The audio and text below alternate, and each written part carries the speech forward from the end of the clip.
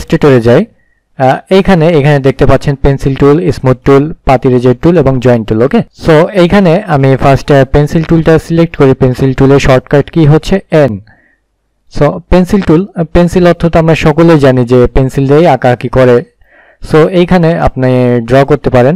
আপনি মাউসের left button press করে রাখলে এখানে এই লাইনটা ড্র হবে। ওকে, সো এখানে সেম স্টক লাইন আপনারা বড় ছোট করতে পারেন। আর আপনি চাইলে এখান থেকে আপনি এই শেপের যে আমি বোঝাচ্ছি যে আপনি চাচ্ছেন যে একটা লাইন এভাবে যাবে, বাট এইখান থেকে একটু চিকন হবে। সো এইখান থেকে এটা করতে পারেন, এই যে, ঠিক আছে, এই দেখুন। এরপর আপনি যদি চান যে এটা স্টক লাইন বাড়িয়ে দিলেন, এখান থেকে আপনি কালার চেঞ্জ করতে পারবেন। সো এখান থেকে আরো বিভিন্ন স্টাইল করতে পারবেন, এই যে, ঠিক আছে। যারা আঁকাআঁকি করতে পছন্দ করে এই টুল বারটা তাদের জন্য পারফেক্ট। ওকে, আর এখান থেকে আপনারা বিভিন্ন ডিজাইন সিলেক্ট করে নিতে পারবেন, ঠিক আছে, এই ব্রাশ ডেফিনেশন টুল থেকে। সো এখানে আবার ব্রাশ লোডও দিতে পারবেন। সো যাই হোক, আমরা ওদিকে যাব না, আমরা জাস্ট পেন্সিল টুলে বিভিন্ন আপনি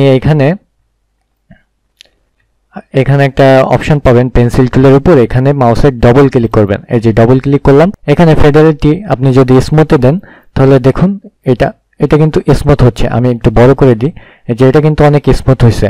আর আমি সরি, এটার ফেডারেটি আমি 0 করে দিই। এটা দেখুন, এটা কিন্তু ওইরকম স্মুথ হয় নাই, ঠিক আছে, এই দেখুন এটা কিন্তু ফুল স্মুথ। এখানে আমি আবার বলি, এখানে ডবল ক্লিক করলে আপনি এটা বাড়াতে কমাতে পারবেন। এটা স্মুথ যদি করে দেন, সো এটা ফুল স্মুথ হবে। আপনি যেভাবে আগে না কেন ড্র করেন এটা স্মুথ হবে, এই দেখুন এটা স্মুথলি এই শেপটা ড্র হচ্ছে। আর আপনি যদি এটা ফেডারেটি কমিয়ে দেন, সো এখানে একটু যদি এই যে একটু বেঁকে যাচ্ছে, সো এই বাঁকা বাঁকা ভাবই থাকবে, এই যে, ঠিক আছে। এটা হচ্ছে আপনার ডিপেন্ড করে আপনার উপর, আপনি স্মুথ চাচ্ছেন কি চাচ্ছেন না সেটা আপনার উপর ডিপেন্ড করে। সো এগুলা এই আর তেমন কিছু দেখি না, এখানে জাস্ট ড্র করা। আর স্মুথ টুলের কাজ তো সকল ডিজাইনারের জন্যই একটা প্রিয় টুল। আমরা ফার্স্টে পেন্সিল টুল দিয়ে সিলেক্ট করে একটা ড্র করলাম। এখানে দেখুন, এখানে এই জিনিসটা আমার কিন্তু ভালোভাবে স্মুথ হয় নাই, ঠিক আছে। আমরা সো এইটা স্মুথ করার জন্য আমি এইখান থেকে জাস্ট মাউসের লেফট বাটন প্রেস করে আমি এটা উপর থেকে এই লাইনটা টেনে দিলাম। এখন দেখুন এই যে এটা কিন্তু স্মুথ হয়ে গেছে, এই দেখুন এই লাইনটা স্মুথ হচ্ছে। এখানে একটা কার্ভ ছিল, এই দেখুন বড় করে, এই যে আমি স্মুথ এই জাস্ট টেনে নিয়ে এদিকে ছেড়ে দিব, দেখুন এই যে স্মুথ হচ্ছে। ওকে, এই দেখুন আগে কেমন ছিল এখন কেমন হচ্ছে, দেখুন এই যে স্মুথ হচ্ছে। আমি একটু ভালো করে বোঝাই যে যেমন অনেক সময় আছে যে লোগো ডিজাইন করার জন্য প্রয়োজন হয়। এই যে আমি একটা এম ড্র করতেছি,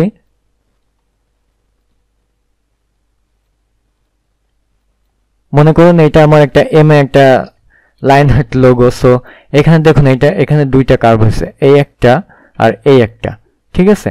সো এইটা আমরা কিভাবে স্মুথ করতে পারি, এইটা আমরা সিলেক্ট করব। এরপরে স্মুথ টুল দিয়ে আমি জাস্ট এখানে মাউসের লেফট বাটন প্রেস করে ধরে টেনে এখানে ছেড়ে দিব, এই দেখুন এটা স্মুথ হয়ে গেছে।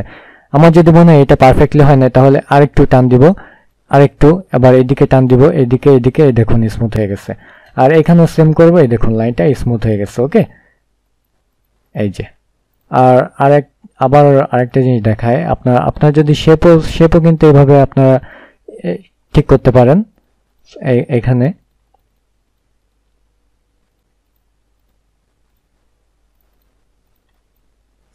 এখানে আমি এই কালার নিলাম। এখানে মনে করেন এইটা একটু স্মুথ করা দরকার। সো এখান থেকে আমি যদি টেনে নিয়ে ছেড়ে দিই এটা স্মুথ হয়ে যাবে, এই দেখুন। আবার আমি যদি মনে করি এটা ভালোভাবে স্মুথ হয় নাই, সো আমি এখান থেকে স্মুথ করতে পারি, ঠিক আছে। এই যে এটা এইভাবে করে নিবে আপনারা, যেটা আপনাদের সুবিধা হয়। সো এইটা হচ্ছে বিশেষ করে লাগে হচ্ছে হ্যান্ড স্কেচ যারা করে বা স্কেচ করার পরে যারা এখানে ইলাস্ট্রেটর লোগো ডিজাইন করে, বিশেষ করে তাদের জন্য। আমি আপনাদের একটা ডেমো দেখাই, আমি একটা লোগো স্কেচ নামিয়ে রাখছিলাম। সো এইটা আমরা এই লোগো ডিজাইনটা করি, সো আমরা এটা কিভাবে করব, পেন টুল। দেখুন আমি পেন টুল দিয়ে এটার উপর থেকে বসিয়ে যাব, এই যে।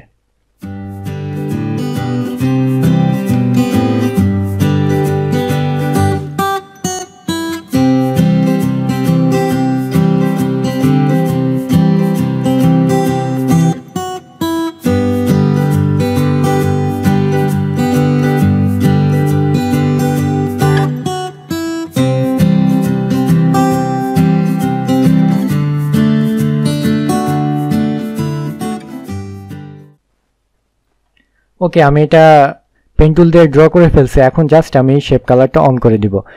এখানে আমি এটা সিলেক্ট করে এখন আমি এটা ব্লু কালার করে দিই। ওকে, সো ব্যাকগ্রাউন্ডটা এটা আমি এটা সাইডে সরিয়ে নিয়ে আসি আমার স্কেচটা। আপনি এখানে মিলিয়ে দেখেন এটা কেমন। এইখানে একটু আছে, এখানে আছে, এইখানে সব প্রবলেম আছে, এইখানে প্রবলেম আছে, এই যে প্রবলেম। আর এখানেও মেলে নাই, দেখুন এইটা ভালোভাবে মেলে নাই। এইখানে প্রবলেম আছে, এইখানে প্রবলেম আছে। সো এইটা আমি যদি এখন স্মুথ টুল ইউজ করি, স্মুথ টুল এই যে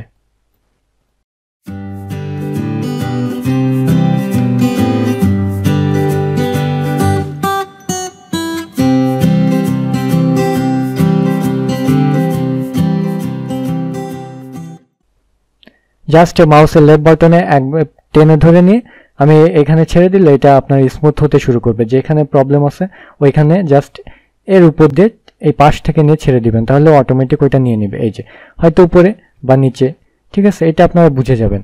এখন দেখুন এটা কিন্তু পারফেক্টলি এটা হয়ে গেছে। এখানে কিন্তু কোনো প্রবলেম আপনি দেখাইতে পারবেন না। এখানে একটু সমস্যা আছে এখানে, এই যে, তাও এটা ঠিক হয়ে গেছে।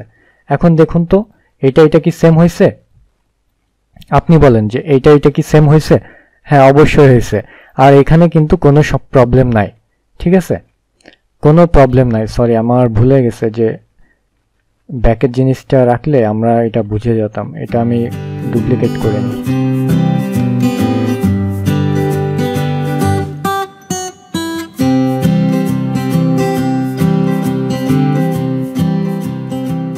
এই যে এখন আপনি দুইটা শেপের মধ্যে পার্থক্য আপনি নিজে বলেন যে কোনটা পারফেক্ট আছে, এটা পারফেক্ট আছে নাকি এটা পারফেক্ট আছে। ওকে, সো আপনারা নিজেরাই বুঝতে পারতেছেন যে এই স্মুথ টুলটা কতটা গুরুত্বপূর্ণ। ওকে, এটা খুবই ইম্পর্টেন্ট একটা টুল। এটা আমি এই যে এভাবে আপনারা যদি হ্যান্ড ড্রয়িং বা স্কেচ করে আপনি যদি লোগো স্কেচ করে এখানে আপনি সেম এইভাবে আপনি ড্র করতে পারেন। ওকে, বা এখানে আপনি পেন টুল দিয়ে আপনি আর্ট করার পরে আপনি এটা স্মুথ টুল বার ইউজ করে এটা আপনি স্মুথ করে দিতে পারেন।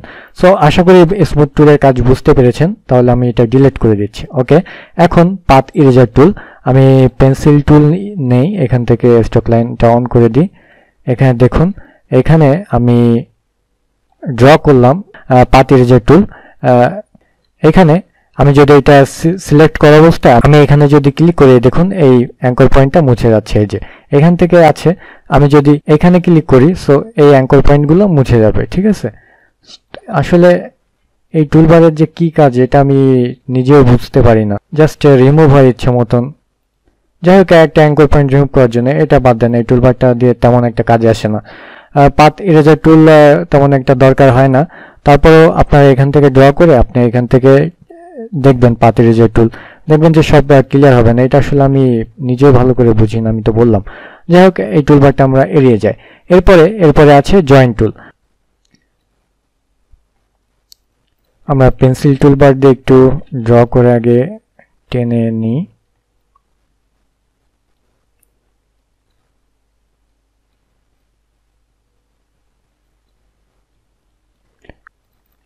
এখানে দেখুন এখানে এই পয়েন্টটা কিন্তু জয়েন হয় নাই। সো আমি এটা সিলেক্ট করে যদি আমি এখানে জয়েন্ট টুলবার দিয়ে জাস্ট মাউসের লেফট বাটন প্রেস করে ধরে আমি এটা মিলাই দিই, তাহলে এটা জয়েন হয়ে যাবে।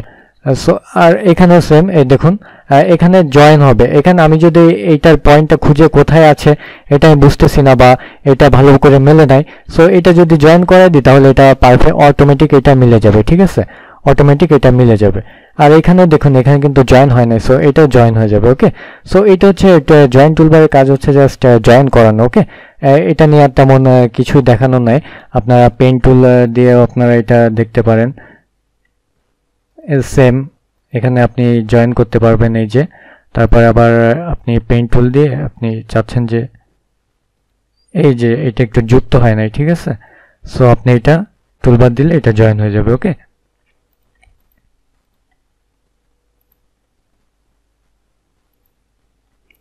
আমি আরেকটু ভালো করে বুঝাই যে এখানে এরকম একটু অ্যাঙ্গেল পয়েন্ট আছে বা আপনি এটা কোনোভাবেই এটা কর্নার মিলাইতে পারতেছেন না, সো আপনি এখানে জাস্ট জয়েন্ট টুলে সিলেক্ট করবেন, এখানে ক্লিক করবেন, এটা মিলিয়ে দেবে। ওকে, সো এটা হচ্ছে জয়েন্ট টুলের কাজ। সো আজকে আমরা এই চারটে টুলবার শিখলাম। নেক্সট ক্লাসে আমরা ইরেজার টুল সম্পর্কে জানবো। ওকে, তাহলে সকলে ভালো থাকবেন। আজকের ক্লাস এখানে শেষ করছি। পরবর্তী ভিডিও খুব শীঘ্রই পেয়ে যাবেন। আর ভিডিওটি যদি ভালো লেগে থাকে অবশ্যই লাইক, কমেন্ট, শেয়ার করতে ভুলবেন না। আর কারো কোথাও সমস্যা থাকলে অবশ্যই ভিডিওর নিচে কমেন্ট করে জানাবেন।